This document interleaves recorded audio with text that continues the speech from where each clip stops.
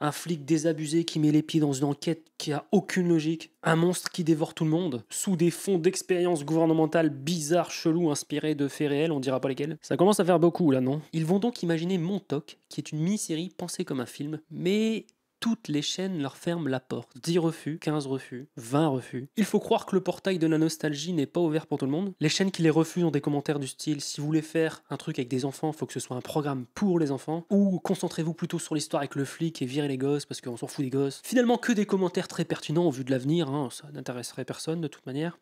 Mais eux refusent de plier. Ce qui les intéresse, c'est l'innocence de l'enfance face à la terreur. Puis il y a un petit gars, hein, pas trop connu, du nom de Sean Levy. Il lit leur script et il voit immédiatement le potentiel. Du coup, il l'amène chez Netflix, il le vend, et là, bim, Netflix achète les droits. Le projet est sauvé.